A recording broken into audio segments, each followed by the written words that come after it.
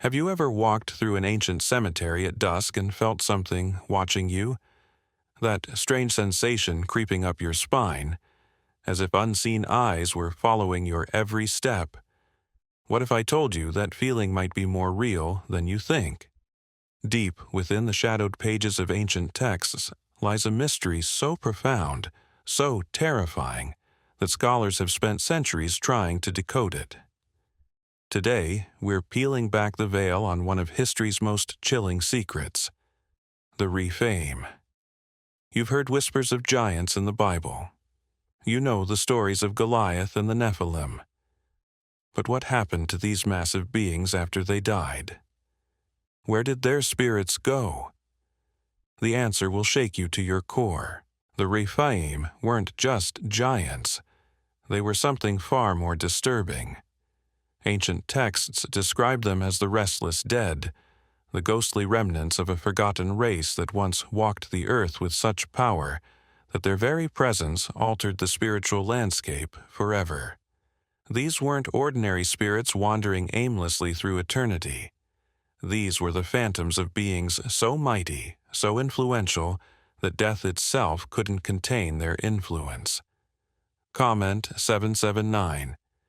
If you're ready to journey into the shadows of biblical mystery, because what I'm about to reveal will change everything you thought you knew about the unseen world.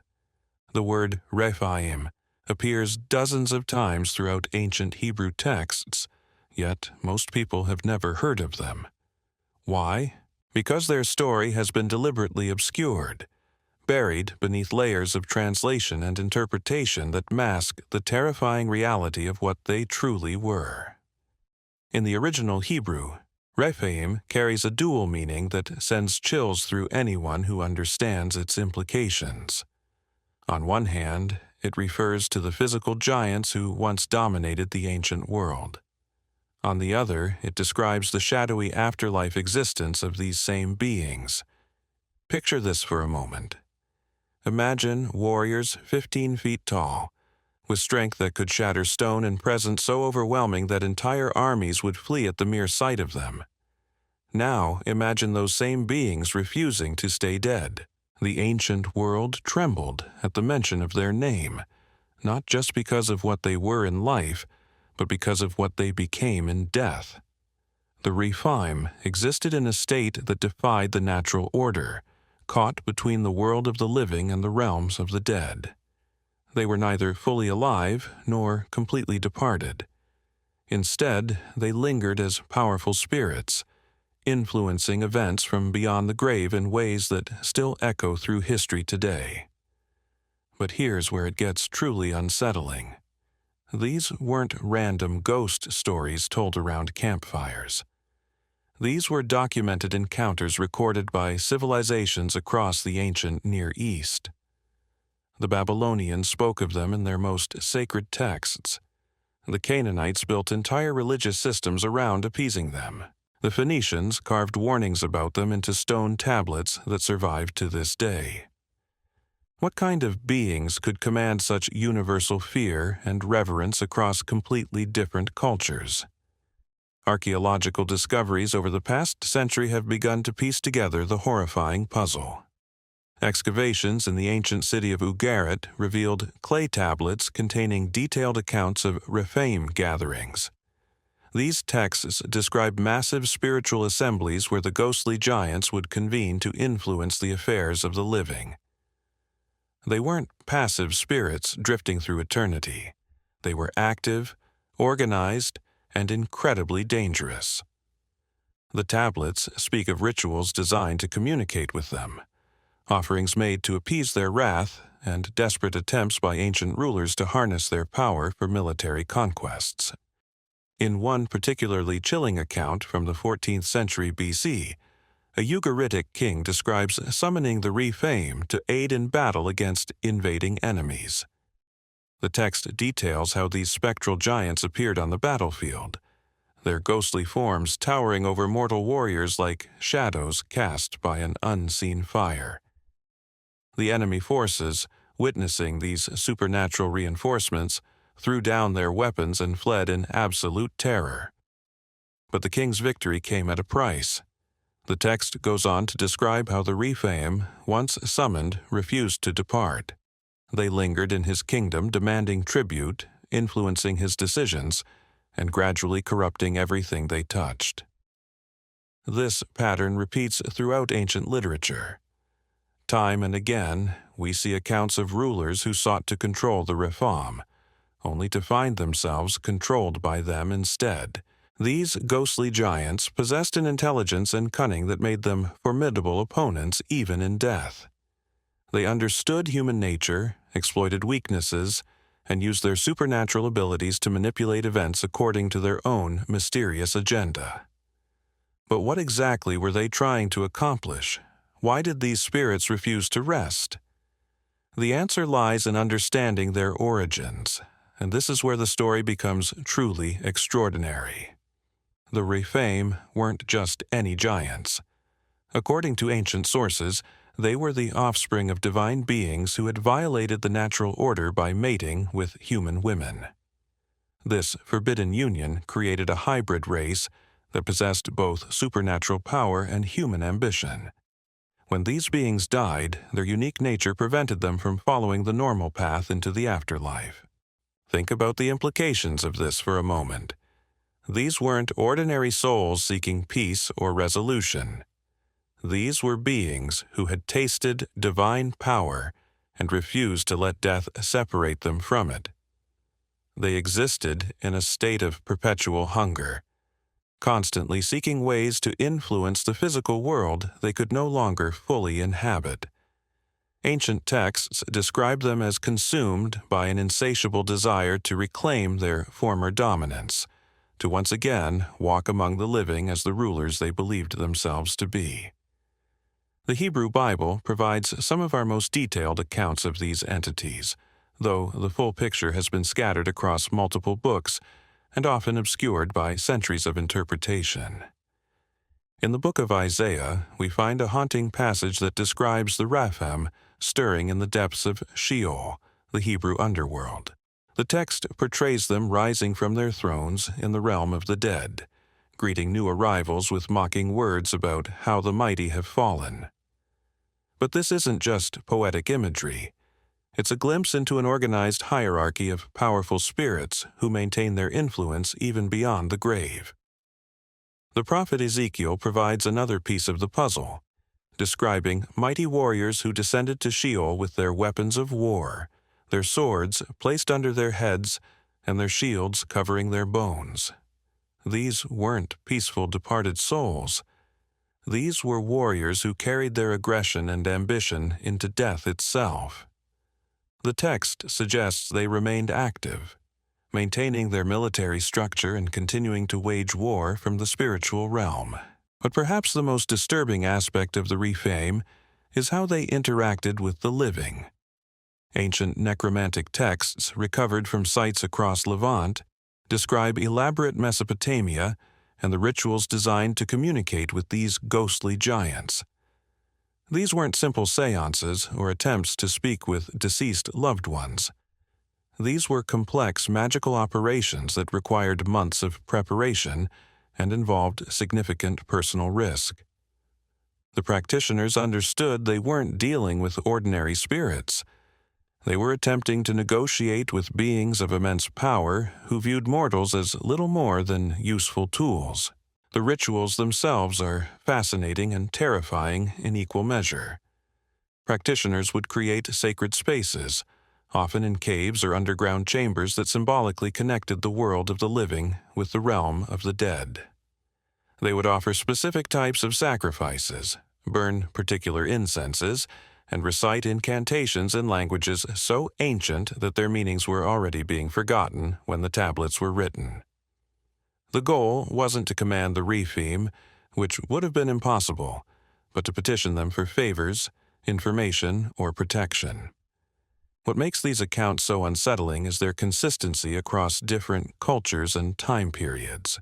Whether we're reading Sumerian tablets from 3000 BC or Hebrew texts from 500 BC, the descriptions of these encounters follow remarkably similar patterns.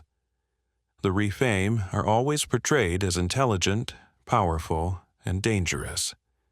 They possess knowledge of future events, understand the secret workings of kingdoms and governments, and can influence physical events through supernatural means. But they're also depicted as capricious and potentially hostile, requiring careful handling and constant appeasement. Modern scholars have struggled to categorize the Rephaim within our understanding of ancient religion and mythology. They don't fit neatly into any existing framework. They're not gods because they were once mortal. They're not ordinary ghosts because of their immense power and organized nature. They're not demons in the traditional sense because they were once physical beings who lived on Earth. Instead, they represent something unique in ancient literature, a category of entity that challenges our assumptions about life, death, and the nature of spiritual existence. Recent archaeological discoveries have added new dimensions to our understanding of these mysterious beings. Excavations at several Bronze Age sites have uncovered what appeared to be Rephaim cult centers, elaborate underground complexes designed specifically for communicating with the ghostly giants. These sites contain stone altars stained with the residue of ancient offerings, walls covered in protective symbols and binding spells, and chambers that seem designed to contain or channel supernatural forces. One particularly significant discovery was made in 2019 at a site in northern Jordan. Archaeologists uncovered a series of interconnected caves that had been modified into what can only be described as a necromantic temple. The walls were covered with inscriptions in multiple ancient languages, all describing encounters with the Rephaim. Carbon dating of organic materials found at the site suggests it was in active use for over 1,000 years, from approximately 1800 BC to 800 BC. This wasn't a short-lived cult or superstition. This was a sustained tradition that spanned centuries and involved multiple generations of practitioners. The inscriptions at the Jordan site provide some of our most detailed accounts of Rephaim encounters. One text describes a ritual performed during a lunar eclipse, when the boundary between the worlds was supposedly at its thinnest. The practitioner, identifying himself as a priest-king named Azekah, describes summoning 3 specific Rephaim by name and requesting their aid in defending his city against Assyrian invaders. The text claims the ghostly giants agreed to help, but demanded a price that the inscription doesn't specify. Historical records confirm that Azekah's city successfully resisted the Assyrian siege, though it was mysteriously abandoned shortly afterward, its population apparently fleeing in terror from something the records don't identify. These archaeological findings have forced scholars to reconsider the nature of ancient Near Eastern religion and the role that communication with the dead played in political and military decision-making. The Rephaim weren't just mythological figures or religious symbols. They were entities that ancient peoples believed they could actually contact and interact with. The elaborate nature of the cult sites, the consistency of the ritual practices, and the historical context of many encounters suggest that these weren't simply superstitious practices but sophisticated attempts to harness supernatural power for very practical purposes. But what happened when these rituals went wrong? Ancient texts are filled with cautionary tales of practitioners who lost control of the forces they were attempting to manipulate. One Babylonian account from the 7th century BC describes a court magician named Nabu-rim-Ani, who attempted to bind a powerful Rephaim to serve his king's military campaigns. The ritual appeared successful at first. The ghostly giant provided accurate intelligence about enemy troop movements and seemed willing to cooperate. But within weeks, strange phenomena began manifesting throughout the royal palace. Guards reported seeing massive shadowy figures stalking the corridors at night. Servants found rooms that had been locked and empty suddenly filled with the scent of ancient battlefields, that metallic mixture of blood and bronze that clung to places where great violence had occurred. The king himself began experiencing vivid nightmares where he was surrounded by towering warriors whose faces he couldn't see, their voices echoing from somewhere beyond the edge of hearing. The dreams weren't random. They were strategic, designed to wear down his resolve and make him more susceptible to supernatural influence. Within a month, the king had become completely dependent on the Rephaim's guidance. He refused to make any decision, military or otherwise, without first consulting the ghostly entity. His advisors watched in horror as their ruler transformed from a decisive leader into a hollow shell, constantly looking over his shoulder, speaking to empty air, issuing commands that made no sense to anyone but himself. The text describes how the palace became a place of perpetual unease, where even the bravest soldiers would cross themselves and mutter protective prayers before entering certain rooms. The story reaches its climax when neighboring kingdoms, sensing weakness, launched a coordinated attack. The king, confident in his supernatural ally, led his forces into battle expecting easy victory. Instead, he discovered that the Rephaim had been feeding false information to both sides, orchestrating a conflict that would maximize death and chaos. The ghostly giant had never been interested in helping anyone win. It had been manipulating events to create the kind of widespread destruction that somehow fed its spiritual hunger. This pattern of deception and manipulation appears repeatedly in Rephaim accounts across different cultures. These entities seem to possess an almost supernatural understanding of human psychology, able to identify exactly what mortals wanted most, and then use those desires as hooks to draw them into increasingly dangerous situations. They promised military victory, political power, hidden knowledge, or protection from enemies. But the price they demanded always grew higher, and the benefits they provided always came with hidden costs that weren't apparent until it was too late to escape. What makes these historical accounts so disturbing is how they mirror modern reports of supernatural encounters. People today who claim to have contacted powerful spiritual entities often describe similar patterns of initial cooperation, followed by escalating demands and increasing loss of personal control. It's as if these ancient warnings about the Rephaim are still relevant, as if the same forces that terrorized Bronze Age kingdoms are still active in our modern world, simply operating through different channels. The geographical distribution of Rephaim encounters is equally fascinating and troubling.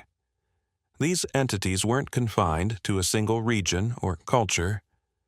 References to giant spirits appear in texts from Mesopotamia to Egypt, from the highlands of Anatolia to the coastal cities of the Mediterranean.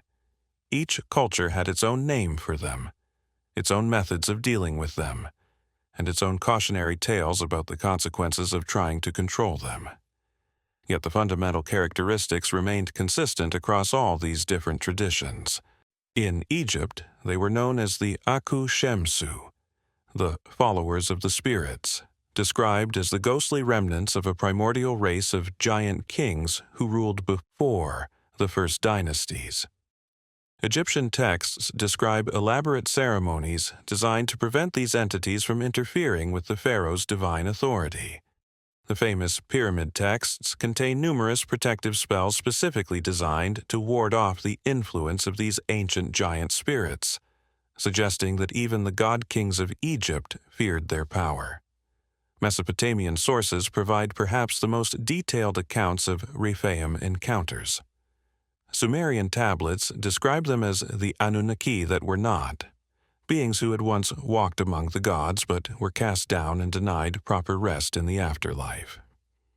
Akkadian texts refer to them as Etemurabuti, the great ghosts, and describe elaborate feeding rituals designed to keep them satisfied and prevent them from actively interfering in human affairs.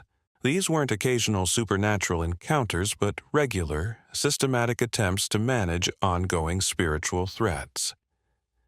The consistency of these accounts across such diverse cultures suggests something profound about the nature of these entities. Either we're looking at the same phenomenon being interpreted through different cultural lenses, or we're seeing evidence of a type of spiritual entity that operates according to universal principles that transcend human cultural boundaries. Both possibilities are deeply unsettling in their own way. Archaeological evidence supports the widespread nature of Rephaim worship and appeasement. Excavations throughout the ancient Near East have uncovered similar ritual sites, ceremonial objects, and protective inscriptions.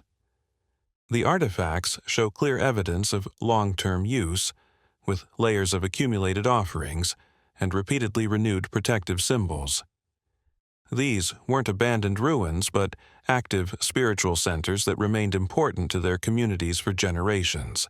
One of the most significant discoveries was made at Tel Hazor in northern Israel, where archaeologists uncovered what appears to be a Rephaim binding site. The complex consists of a series of stone chambers connected by narrow tunnels, with a central room containing an altar surrounded by binding circles carved directly into the bedrock. The walls are covered with protective inscriptions in Hebrew, Aramaic, and several other ancient languages, all describing methods for containing and controlling powerful spirits. Carbon dating and ceramic analysis suggest the site was constructed around 1000 BC, but remained in use until approximately 400 BC, spanning the entire period of the Israelite kingdoms. This is particularly significant because it shows that even the monotheistic Israelites, who officially rejected all forms of spirit worship, maintained active facilities for dealing with the Rephaim. The biblical prohibition against necromancy and spirit communication apparently didn't extend to defensive measures against entities that were considered too dangerous to ignore completely. The Tel Hazor inscriptions provide some of our most detailed information about Rephaim capabilities and limitations. According to these texts, the ghostly giants possessed several distinct types of supernatural power. They could appear in physical form, though doing so required significant effort, and could only be maintained for short periods. They could influence the minds of mortals, particularly during sleep or states of emotional distress. They possessed prophetic knowledge, able to see potential future events, though not always with perfect accuracy. Most disturbing of all, they could apparently create physical effects in the world of the living, moving objects, causing illnesses, and even influencing weather patterns. But the inscriptions also describe important limitations. The Rephaim were bound by certain spiritual laws that prevented them from acting completely freely. They required invitation or permission to enter protected spaces. They could be warded off by specific symbols, rituals, and protective prayers. They were vulnerable during certain times of the day and year, particularly during religious festivals when the spiritual atmosphere was charged with opposing energies. Most importantly, they could be bound or contained through sufficiently powerful ritual work, though doing so required extensive knowledge and considerable personal risk. The binding rituals described in these texts are incredibly complex, involving multiple practitioners working in coordination over periods of days or weeks. The process required precise timing, specific astronomical conditions, and the use of rare materials that had been consecrated through elaborate purification ceremonies. Even then, success wasn't guaranteed, and failure often resulted in the practitioners becoming targets for supernatural retaliation. What emerges from all these ancient accounts is a picture of entities that existed in a kind of spiritual limbo, possessing immense power but also suffering from limitations and vulnerabilities that could be exploited by knowledgeable humans. The Rephaim weren't omnipotent supernatural forces, but rather beings caught between different states of existence, struggling with their own form of spiritual hunger and frustration. This made them unpredictable and dangerous, but also sometimes willing to negotiate or make bargains with mortals who approach them with the right combination of respect, knowledge, and protective preparation. The question that haunts researchers today is whether these entities still exist in some form, whether the same spiritual forces that terrorized ancient civilizations are still active in our modern world. The archaeological evidence suggests that Rephaim encounters continued well into the Common Era, with some sites showing evidence of use as late as the medieval period. Ancient knowledge about dealing with these entities was apparently passed down through secretive traditions that persisted long after the official religions had banned such practices. Modern paranormal investigators have noted striking similarities between historical Rephaim accounts and contemporary reports of powerful spiritual entities.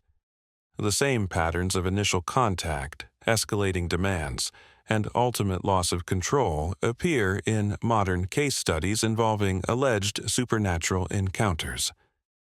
Whether this represents actual contact with the same ancient entities, or simply reflects universal psychological patterns in human spiritual experience, remains a matter of intense debate among researchers. What cannot be debated is the profound impact these beliefs had on ancient civilizations and the sophisticated systems they developed for managing supernatural threats. The Rephaim weren't just mythological monsters or religious symbols. They were treated as real, active spiritual forces that required constant vigilance and careful management. The elaborate nature of the sites, rituals, and protective measures developed to deal with them suggests that our ancestors took these threats very seriously indeed. The most chilling aspect of Rephaim encounters wasn't their supernatural power or their manipulation of mortal affairs. It was their apparent immortality and their refusal to fade into obscurity like other ancient entities. While gods fell out of worship and mythological creatures became mere folklore, the Rephaim seemed to adapt, evolve, and find new ways to maintain their influence across changing civilizations. They possessed a disturbing resilience that allowed them to survive the collapse of empires, the rise of new religions, and the transformation of human society itself. Medieval manuscripts from European monasteries contain scattered references to encounters with what can only be described as Rephaim manifestations. These accounts, carefully hidden within theological treatises and historical chronicles, describe massive spectral figures appearing during times of plague, war, and social upheaval. The monks who recorded these events were clearly terrified by what they witnessed, yet felt compelled to document the encounters as warnings for future generations. One particularly detailed account comes from the Abbey of Saint-Denis in France, dating to the year 847 A.D. Brother Anselm, the monastery's chronicler, describes a series of supernatural events that began during a particularly harsh winter when food stores were running low and disease was spreading through the surrounding villages. The first sign of trouble was the appearance of enormous footprints in the snow around the abbey walls, each print nearly 3 feet long and pressed deep into the frozen ground, despite no visible creature having made the following weeks. Monks, them. The phenomena escalated over reported seeing a towering figure moving through the cloisters at night, its form translucent yet undeniably present. The entity seemed particularly drawn to the library, where ancient texts would be found scattered across tables, despite the careful security measures the brothers maintained. More disturbing still, the scattered books were always open to passages dealing with death, judgment, and the fate of souls in the afterlife. Brother Anselm's account describes how the abbot, a learned man familiar with both Christian theology and pre-Christian traditions, recognized the signs of a Rephaim manifestation. The monastery's oldest volumes contained fragmentary references to such entities, copied from even more ancient sources that dated back to the earliest days of Christian scholarship. These texts described the ghostly giants as entities that fed on human suffering and despair, drawn to communities experiencing crisis and upheaval. The abbot's response was swift and decisive. He ordered the construction of a binding circle in the monastery's deepest cellar, using techniques that blended Christian ritual with older, more primal forms of spiritual protection. The process required weeks of preparation, with different monks taking shifts to maintain continuous prayer and fasting while the sacred geometry was carved into the stone floor. The binding symbols they used were a fascinating mixture of Christian crosses, Hebrew protective seals, and geometric patterns that appeared in texts predating both traditions. When the ritual was finally performed, the results were immediate and terrifying. Brother Anselm describes how the very air in the cellar seemed to thicken and darken, how candles flickered despite the absence of any wind, and how a sound like distant thunder echoed from beneath the floor that had been haunting the monastery gather itself. The massive spiritual presence in that underground chamber, drawn by forces the monks barely understood but desperately hoped to control. The confrontation that followed was unlike anything described in conventional Christian demonology. The entity didn't rage or threaten as demons were supposed to do. Instead, it communicated through a series of visions that each monk experienced differently, but which all conveyed the same essential message. The Rephaim identified itself as one of the ancient kings, a being that had ruled over vast territories when the world was young, and humanity was still learning to build cities and wage organized wars. The entity claimed to have been watching human civilization develop for thousands of years, sometimes intervening to guide events according to its own mysterious agenda. It spoke of empires it had helped to rise and fall, of plagues it had either prevented or encouraged, of technological developments it had influenced through dreams and inspirations given to mortal inventors and philosophers. The revelation that this ancient being had been actively shaping human history was almost more than the monks could comprehend. But what made the encounter truly extraordinary was the entity's apparent loneliness and frustration. Through the visions, it communicated a deep sense of isolation, describing how it existed in a state between life and death that prevented it from finding peace while also denying it the full experience of physical existence.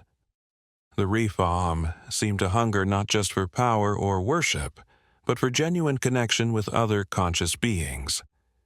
Its manipulation of human affairs wasn't driven purely by malevolence, but by a desperate need to feel relevant and engaged with the world it could no longer fully inhabit. The monks' binding ritual succeeded, but not in the way they had expected. Rather than imprisoning the entity or driving it away, they managed to negotiate a kind of spiritual treaty. The Rephaim agreed to withdraw its direct influence from the monastery and the surrounding region in exchange for regular communication, and a promise that its story would be preserved in written form. Brother Anselm's chronicle represents part of that agreement, a historical record that ensures the ancient being won't be completely forgotten by future generations. This pattern of negotiated coexistence appears in several other medieval accounts, suggesting that Christian scholars developed sophisticated methods for dealing with Rephaim encounters that went far beyond simple exorcism or spiritual warfare. These weren't demons to be cast out, but ancient entities that required careful diplomatic handling. The Church's official position might have been that all supernatural beings were either angels or demons, but practical experience forced local religious authorities to develop more nuanced approaches. The Byzantine Empire provides another fascinating window into medieval Rephaim encounters. Imperial archives contain numerous reports of supernatural consultations conducted by court advisors who claimed to communicate with ancient spirits for strategic guidance.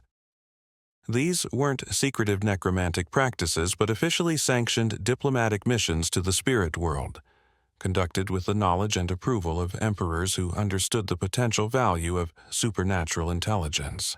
Emperor Constantine VII, writing in the 10th century, describes a series of consultations with entities he refers to as the ancient counselors, beings of immense age and wisdom who had witnessed the rise and fall of countless civilizations. The emperor's accounts suggest these were Rephaim, though he never uses that specific term.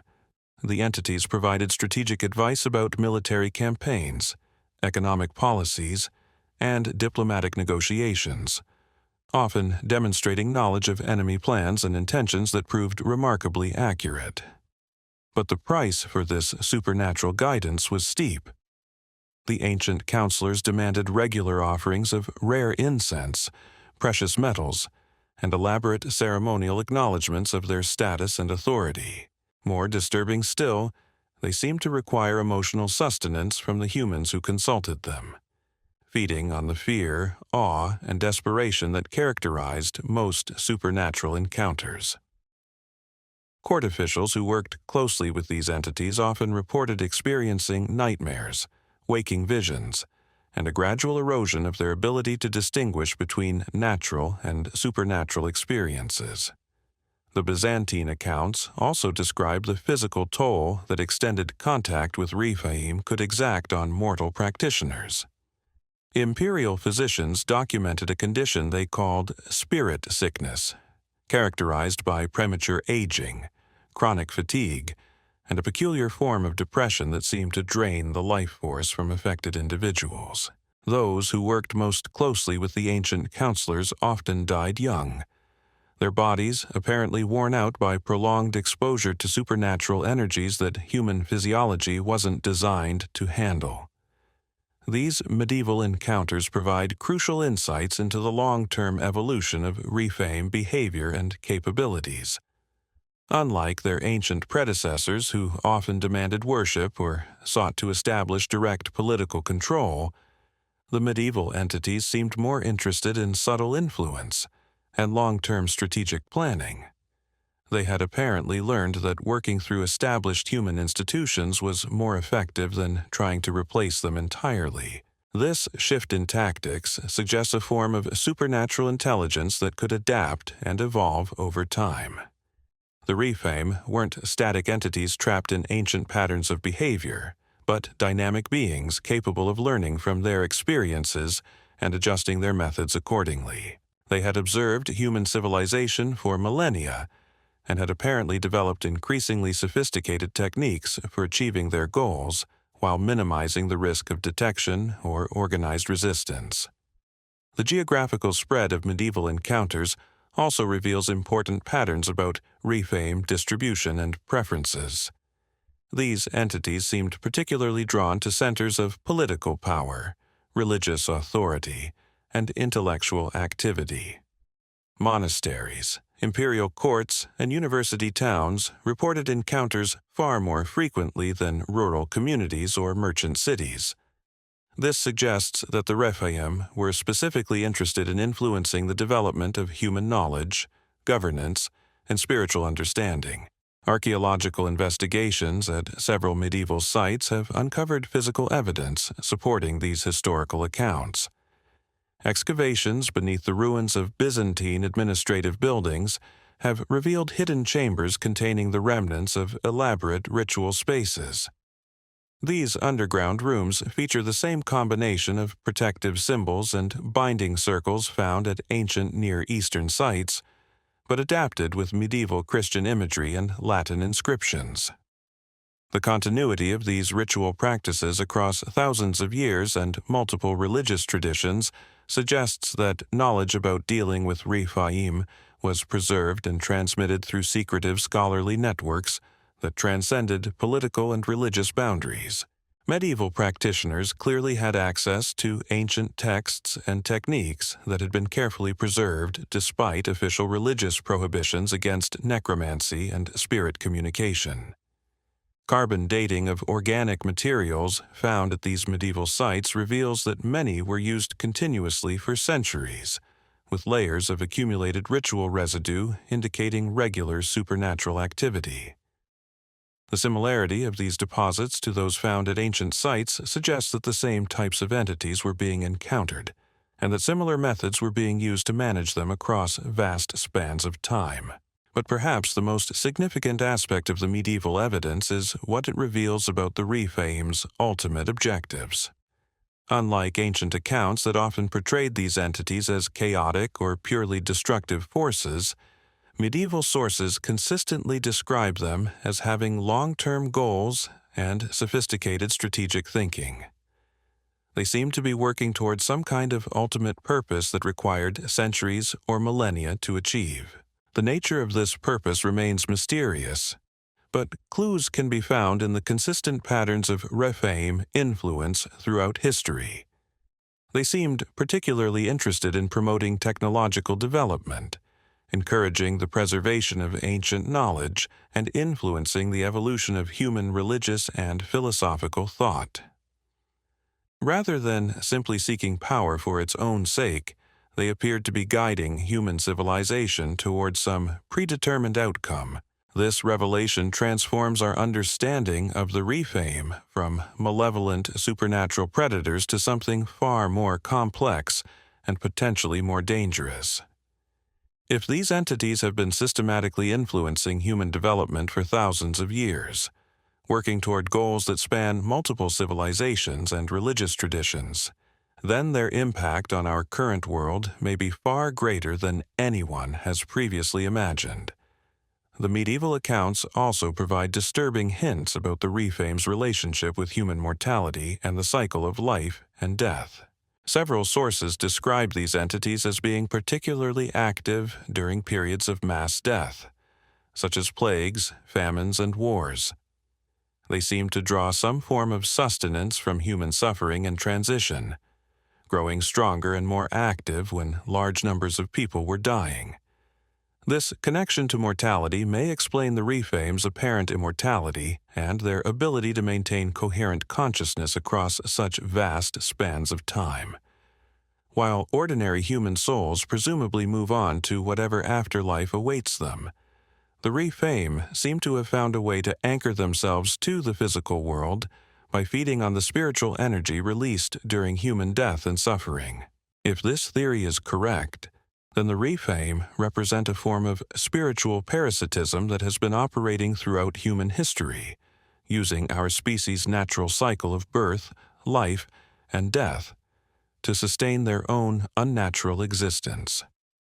This would make them not just ancient enemies, but ongoing threats that continue to benefit from human mortality, and may even be actively working to increase it for their own purposes.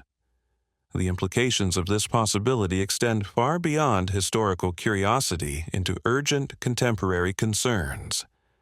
If the Rephaim are still active and still following the same patterns of behavior documented in ancient and medieval sources, then they may be influencing current events in ways that we don't recognize or understand. The same entities that guided ancient kings and advised medieval emperors could be working through modern institutions, using their accumulated knowledge and supernatural capabilities to shape our world according to their own mysterious agenda.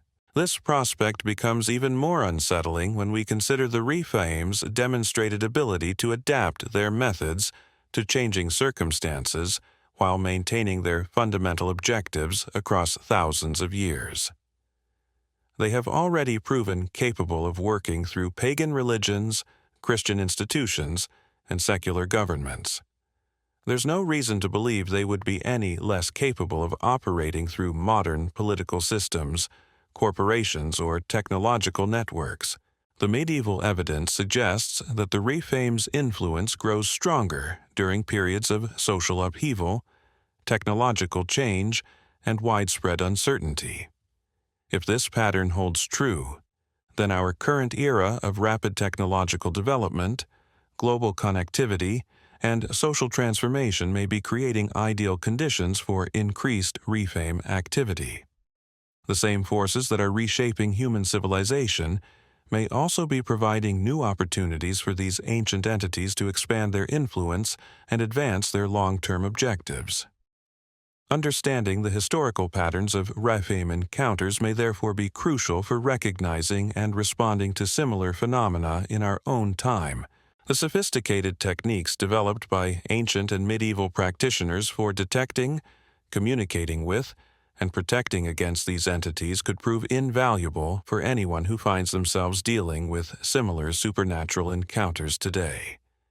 But the medieval accounts also contain sobering warnings about the dangers of underestimating these entities or attempting to use them for personal gain. Every historical example of successful Rephaim manipulation eventually resulted in the human practitioners losing control and suffering severe consequences for their hubris. These beings have had thousands of years to perfect their understanding of human psychology and to develop techniques for turning mortal ambitions against themselves. The consistency of these warnings across different cultures and time periods suggests that the Rephaim possess certain fundamental characteristics that make them inherently dangerous to interact with, regardless of the precautions taken or the expertise of the practitioners involved. They are beings whose very nature seems designed to exploit human weaknesses and turn our greatest strengths into sources of vulnerability. As we piece together this historical puzzle, one question becomes increasingly urgent. If the Rephaim have been actively influencing human civilization for thousands of years, working toward goals that require such vast spans of time to achieve, what might they be planning for our immediate future? The answer to that question may determine not just our understanding of the past, but our preparation for whatever challenges lie ahead. The Renaissance period marked a crucial turning point in humanity's relationship with the Rephaim, though few scholars at the time understood the full implications of what was unfolding. As Europe emerged from the medieval period and embraced new forms of learning, art, and scientific inquiry, these ancient entities found unprecedented opportunities to influence human development in ways that would reshape civilization itself. The explosion of artistic creativity during the Renaissance wasn't entirely organic. Hidden within the private journals of Leonardo da Vinci, discovered only in recent decades, are detailed accounts of nocturnal visitations from entities he described as the ancient ones who remember. These beings, matching every description of the Rephaim from earlier sources, apparently provided da Vinci with technical knowledge that was centuries ahead of his time. The famous inventor's notebooks contain mechanical designs so advanced that modern engineers are still struggling to understand how they could function. His flying machines, hydraulic systems, and anatomical studies show an understanding of principles that wouldn't be formally discovered by science for another 400 years. But perhaps most tellingly, Da Vinci's private writings describe the psychological toll of these supernatural consultations. He wrote of sleepless nights filled with visions of towering figures who spoke in languages that predated human civilization. These entities showed him glimpses of technologies that could transform the world, but they demanded payment in the form of what Da Vinci called pieces of soul. Each consultation left him more drained, more isolated from normal human relationships, and increasingly dependent on supernatural guidance for his creative work. The pattern was becoming clear. The Rephaim had evolved beyond simple political manipulation.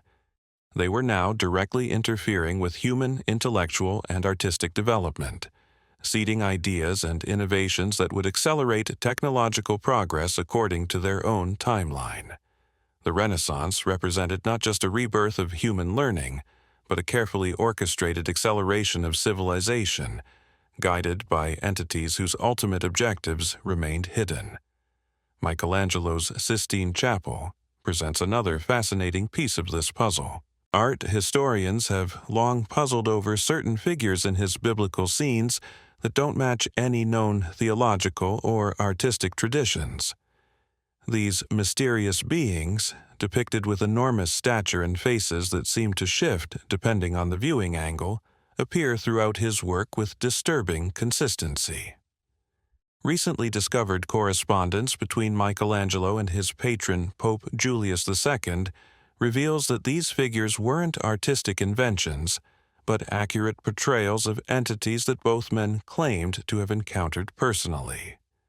The Pope's private letters, sealed in Vatican archives for 5 centuries, describe a series of supernatural consultations conducted in the deepest chambers beneath St. Peter's Basilica. These meetings, attended by select members of the papal inner circle, involved communication with beings who claimed to have guided the development of human religion since its earliest days. The entities provided detailed knowledge about the construction of the new basilica, including architectural techniques and mathematical principles that wouldn't be formally understood for generations. But the price for this supernatural guidance was steep. Several cardinals who participated in these sessions died mysteriously within months, their bodies showing signs of rapid aging that puzzled the papal physicians. Others experienced what contemporary accounts describe as spiritual madness, becoming obsessed with apocalyptic visions and speaking in ancient languages that no scholar could identify. The Vatican's response to these events reveals the sophisticated understanding that Renaissance religious authorities had developed regarding supernatural entities. Rather than treating them as demons to be exorcised, they approached them as ancient powers that required careful diplomatic management. Secret papal bulls, never released to the general public, established protocols for supernatural encounters that combined traditional Christian ritual with techniques borrowed from much older traditions. These protocols reveal fascinating insights into Renaissance understanding of Rephaim capabilities. The entities were described as being able to manipulate time perception, allowing them to show human observers potential futures or alternative timelines. They could influence dreams and visions on a massive scale, seeding ideas simultaneously into the minds of scholars, artists, and inventors across different regions. Most disturbing of all, they seemed capable of manipulating what we would now call genetic expression, subtly influencing human physical and mental development across generations. The scientific revolution that followed the Renaissance shows clear signs of Rephaim influence. Galileo's private journals, hidden from church authorities for obvious reasons, describe encounters with entities he called the Watchers of the Spheres. These beings provided him with astronomical knowledge that enabled his revolutionary understanding of planetary motion and the structure of the solar system. But they also filled his mind with disturbing visions of humanity's future expansion into space and the role that advanced technology would play in reshaping human society. Isaac Newton's unpublished alchemical writings reveal an even deeper level of supernatural involvement in scientific development. The great physicist spent decades attempting to decode what he called the primal science, a system of knowledge allegedly preserved by ancient entities since the dawn of civilization. His mathematical insights, which revolutionized our understanding of physics and laid the groundwork for modern science, apparently came from prolonged study of texts that he claimed were dictated to him by supernatural sources. Newton's private correspondence with other members of the Royal Society reveals that several prominent scientists of his era were engaged in similar supernatural consultations. They had formed a secretive network of scholars who shared techniques for contacting ancient entities and exchanging the knowledge gained from these encounters. The scientific revolution wasn't just a triumph of human reason, but a carefully orchestrated revelation of advanced knowledge that these entities had been withholding for millennia. The geographical expansion of European influence during this period also shows signs of Rephaim guidance. Christopher Columbus's navigation logs contain references to guiding spirits that appeared to him during his voyages, providing detailed knowledge of ocean currents, weather patterns, and the location of unknown lands. These entities seemed particularly interested in establishing European contact with the Americas, though their reasons for encouraging this expansion remained mysterious.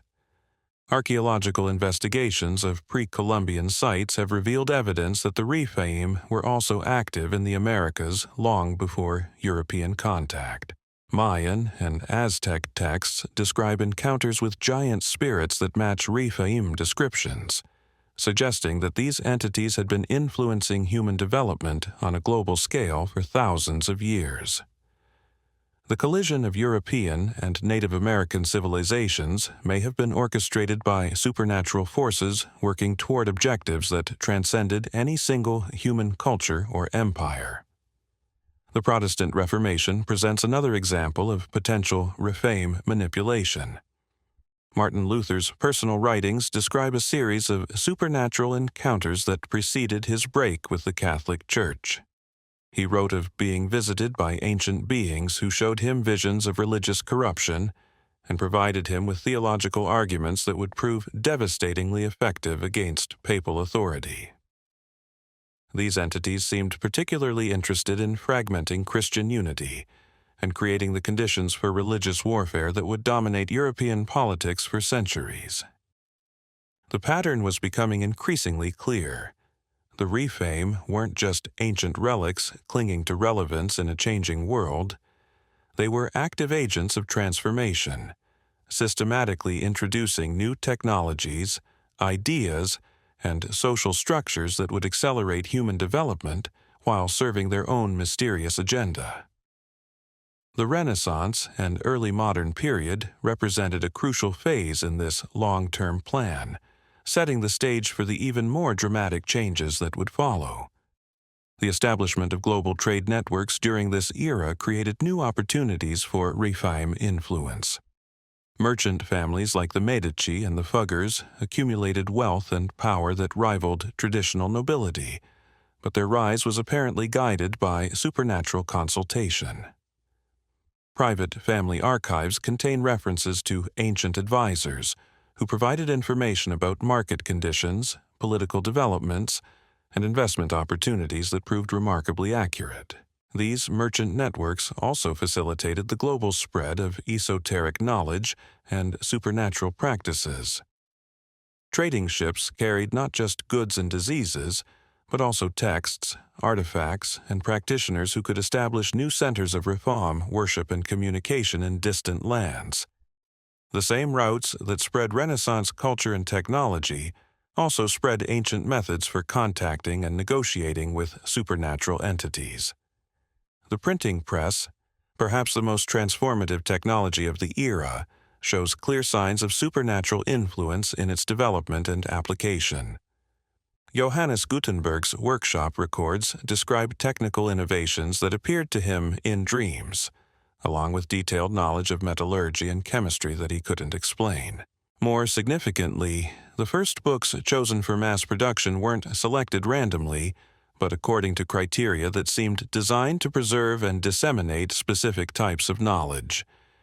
Ancient texts that had been carefully guarded by monastic libraries suddenly became widely available, spreading knowledge about supernatural entities and ritual practices that had previously been restricted to small circles of initiates. The democratization of information that the printing press enabled also democratized access to dangerous spiritual knowledge, creating conditions for widespread supernatural experimentation that would have profound consequences for human development. The age of exploration that followed showed even clearer signs of Rephaim guidance.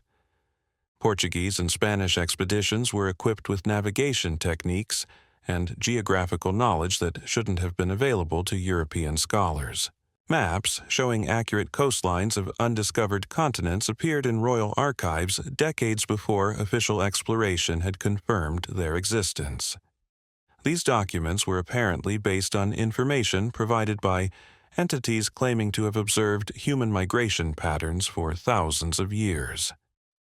The conquistadors who encountered advanced Native American civilizations were often prepared for what they found in ways that suggest supernatural foreknowledge. Cortés arrived in Mexico with specific information about Aztec religious practices, political structures, and military capabilities that enabled his small force to defeat a much larger empire. His private letters to Emperor Charles V describe supernatural guidance that helped him exploit specific weaknesses in Aztec society that no European should have known about. The colonial period that followed established global networks of European control that served Rephaim interests in multiple ways. The extraction of precious metals from the Americas provided resources for increasingly elaborate supernatural rituals. The forced migration of millions of Africans created conditions of mass suffering that these entities seemed to find spiritually nourishing. Most significantly, the collision and mixing of different human populations accelerated genetic and cultural evolution in ways that appeared to serve some kind of long-term breeding program. Indigenous accounts from this period describe encounters with European colonizers who seemed to possess supernatural knowledge and abilities. Native American oral traditions speak of European leaders who could predict weather patterns, locate hidden resources, and demonstrate uncanny understanding of local spiritual traditions despite having no previous contact with them. These accounts suggest that Rephaim entities were actively guiding European expansion while also working with indigenous populations to manage the transition. The religious missions that accompanied colonial expansion served multiple purposes beyond simple conversion to Christianity. Missionary records describe systematic collection of information about native spiritual practices, mythologies, and supernatural encounters. This knowledge was compiled into detailed reports that were sent to European archives, where it was apparently studied by scholars attempting to map global patterns of supernatural activity. The Jesuit order, in particular, seems to have developed sophisticated techniques for identifying and documenting encounters with entities matching Rephaim descriptions. Their global network of missions created an intelligence-gathering system that monitored supernatural phenomena across multiple continents. Internal Jesuit correspondence reveals that they understood these entities to be active agents of historical change, rather than simple objects of study or opposition. The scientific revolution of the 17th and 18th centuries built directly on knowledge gained from supernatural consultation during the Renaissance. The Royal Society of London, founded in 1660, included numerous members who were actively engaged in communication with ancient entities. Their published research represented only a fraction of the knowledge they had gained from these encounters, with the most sensitive information being preserved in private archives that remain restricted to this day. The Enlightenment Rephaim's long term that followed represented another crucial phase in the plan. The emphasis on reason, individual rights, and scientific progress created social conditions that would enable rapid technological development while simultaneously undermining traditional religious and social structures that had previously provided some protection against supernatural manipulation. The ancient entities seemed to understand that human civilization needed to reach a certain level of technological sophistication before their ultimate objectives could be achieved. The Industrial Revolution that began in the late 18th century marked the beginning of the final phase of this plan. Steam engines, textile factories, and transportation networks transformed human society in ways that created unprecedented opportunities for supernatural influence.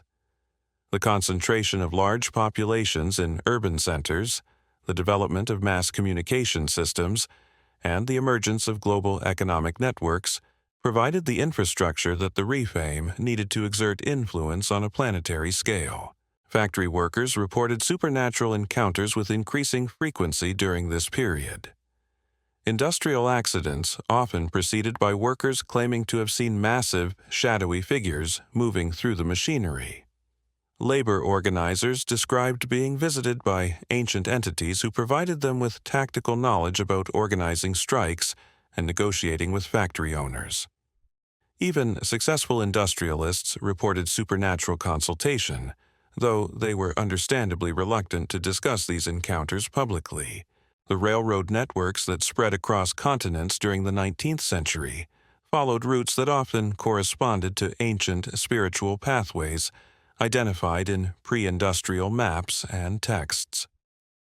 Construction crews reported encounters with supernatural entities at specific geographical locations, particularly where railroad lines crossed sites that had been considered sacred by indigenous populations. These encounters suggested that the Rephaim were actively guiding the development of transportation infrastructure according to some kind of master plan. The emergence of electricity as a practical technology shows perhaps the clearest signs of supernatural influence. Tesla's private notebooks describe encounters with entities he called the immortal engineers. beings who provided him with detailed knowledge of electromagnetic principles that wouldn't be formally understood by mainstream science for decades. His revolutionary inventions in electrical power generation and transmission were apparently base gained from prolonged on-informationed supernatural consultation. But Tesla's experience also illustrates the psychological cost of extended contact with these entities. His later years were marked by increasing isolation, obsessive behaviors, and claims of receiving messages from extraterrestrial sources that were probably misidentified Rephaim communications. The same supernatural guidance that enabled his technological breakthroughs ultimately destroyed his mental health and social relationships. The pattern had become undeniable. From the Renaissance through the Industrial Revolution, human technological and social development had been systematically guided by ancient entities working toward objectives that required centuries or millennia to achieve. The Rephaim weren't just observers of human history, but active architects of our civilizational development, carefully orchestrating advances that would serve their own mysterious purposes. As we entered the 20th century, with its unprecedented wars, technological breakthroughs, and social transformations, the influence of these ancient entities was about to reach levels that would fundamentally alter the nature of human existence itself. The stage was set for the final phase of a plan that had been in development since the dawn of recorded history. The 20th century dawned with humanity standing at a crossroads it didn't even realize existed. While world leaders prepared for what they believed would be localized conflicts, ancient forces that had been orchestrating events from the shadows for millennia were positioning themselves for their most ambitious phase yet. The Great War that erupted in 1914 wasn't just a collision of empires and ideologies.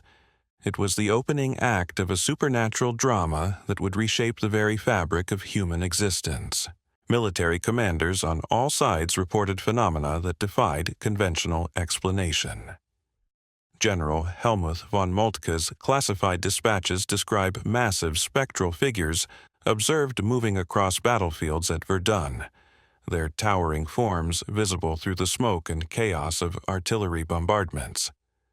British intelligence files, sealed for a century before their recent declassification, contained testimonies from soldiers who claimed to have received tactical guidance from entities that appeared in their trenches during the darkest hours of combat. The Christmas Truce of 1914 presents one of the most documented examples of Rephaim intervention during the war. Soldiers from opposing armies simultaneously reported seeing enormous figures walking across no man's land, their presence somehow compelling combatants to lay down their weapons and emerge from their positions. The spontaneous ceasefire that followed wasn't just a moment of human compassion breaking through the madness of war. It was a carefully orchestrated demonstration of supernatural power, showing that these ancient entities could manipulate human behavior on a massive scale when it served their purposes.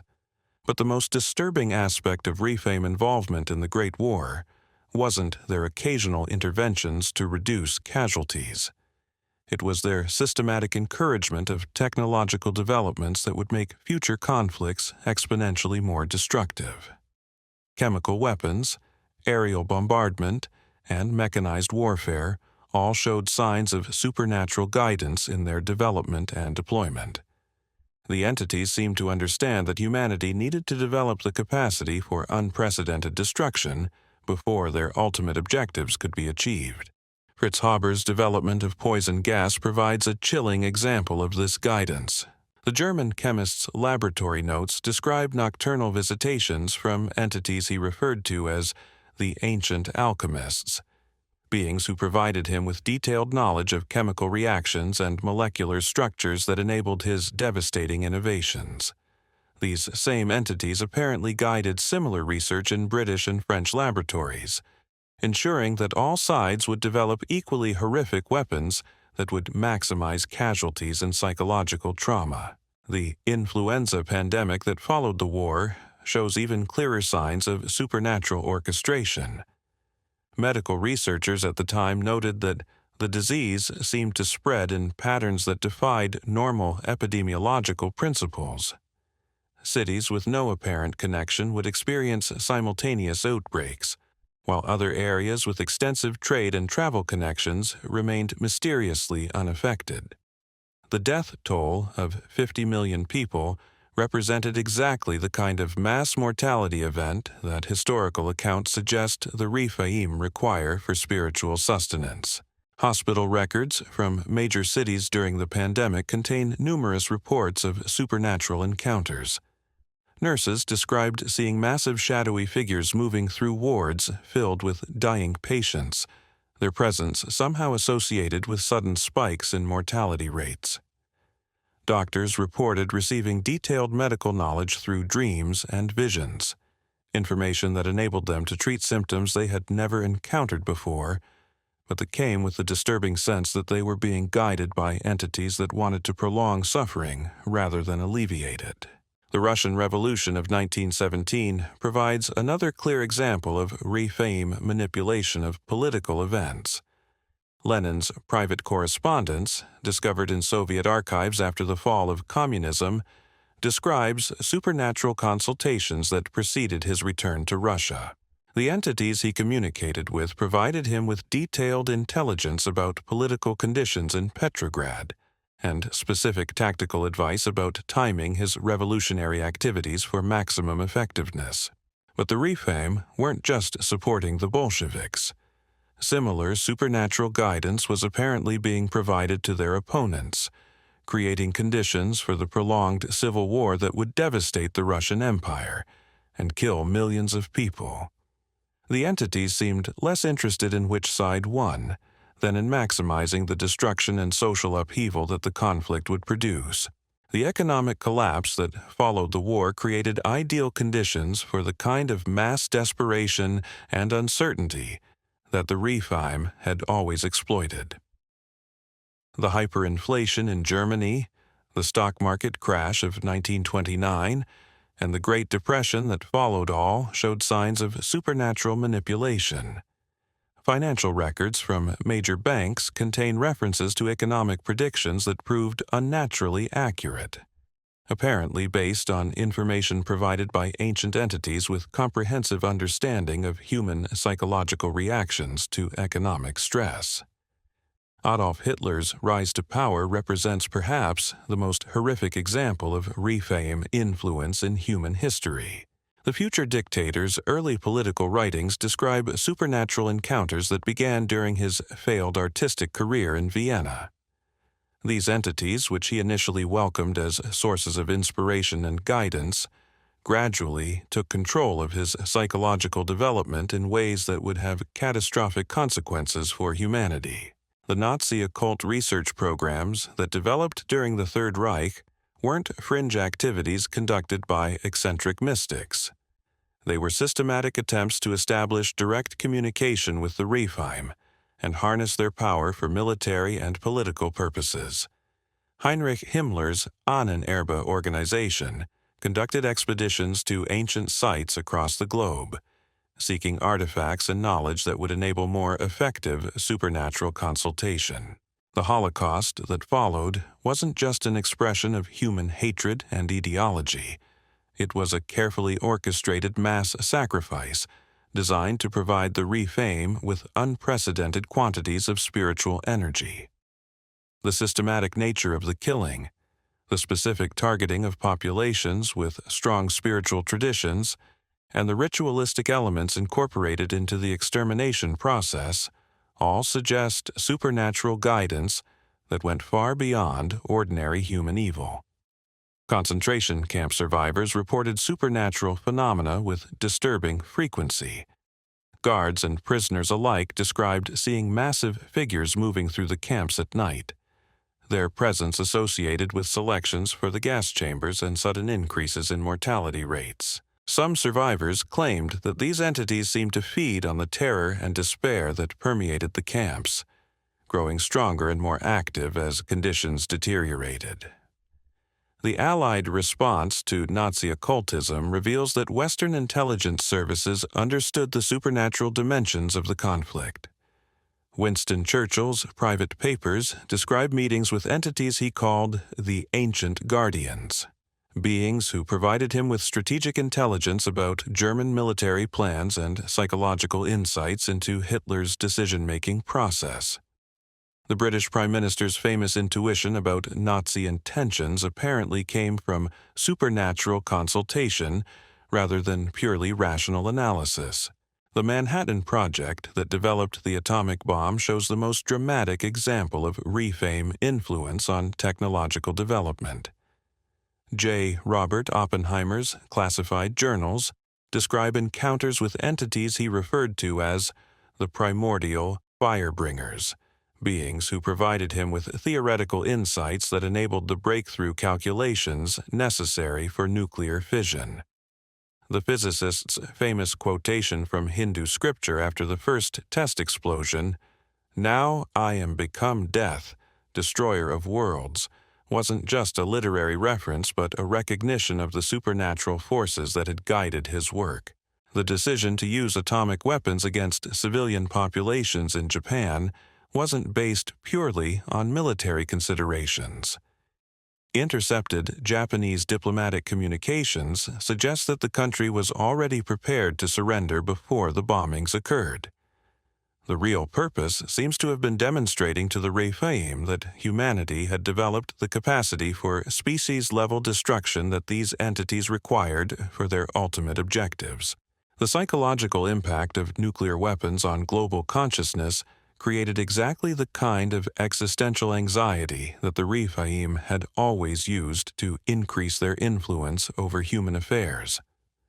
The Cold War that followed wasn't just a geopolitical struggle between ideological systems, but a carefully orchestrated state of perpetual tension designed to maintain the fear and uncertainty that these ancient entities found spiritually nourishing. Soviet and American intelligence services both developed extensive programs for supernatural consultation during the Cold War. The CIA's classified research into psychic phenomena and remote viewing was paralleled by similar programs in the KGB, both apparently attempting to harness the same types of entities that had been influencing human affairs for millennia. The space race that captured global imagination was actually secondary to a much more secretive competition to establish superior communication with supernatural forces. The cultural revolutions of the 1960s show clear signs of Rephaim manipulation of social development. The simultaneous emergence of counterculture movements across different continents, the widespread experimentation with psychedelic drugs and Eastern spiritual practices, and the breakdown of traditional social structures all served to create conditions for increased supernatural activity. Young people seeking spiritual experiences through chemical means were often contacted by entities that provided them with profound insights while gradually taking control of their psychological development. The technological revolution that began in the latter half of the 20th century represents the culmination of centuries of Rephaim guidance. Computer technology, satellite communications, and the early development of the Internet all show signs of supernatural influence in their conception and implementation. The entities seem to understand that global communications networks would provide them with unprecedented access to human consciousness on a planetary scale. As we reach the end of this journey through the shadows of history, one truth becomes undeniably clear. The Rephaim were never just ancient myths or forgotten legends. They were real entities whose influence has shaped human civilization from its earliest days to our modern world. From the bronze tablets of Ugarit to the classified files of intelligence agencies, from medieval monasteries to Renaissance laboratories, the evidence is overwhelming. These ghostly giants have been watching, waiting, and guiding our development according to their own mysterious agenda. But here's the question that should haunt every one of us. If they've been orchestrating events for thousands of years, what are they planning for our future? The same entities that guided ancient kings now have access to global communication networks, nuclear weapons, and technologies that would have seemed like magic to our ancestors. We stand at a crossroads that humanity has never faced before, and the Rephaim may be closer to achieving their ultimate objectives than we dared to imagine. The next time you feel that strange sensation of being watched, that chill running down your spine in an empty room, remember what you've learned today. You might not be as alone as you think.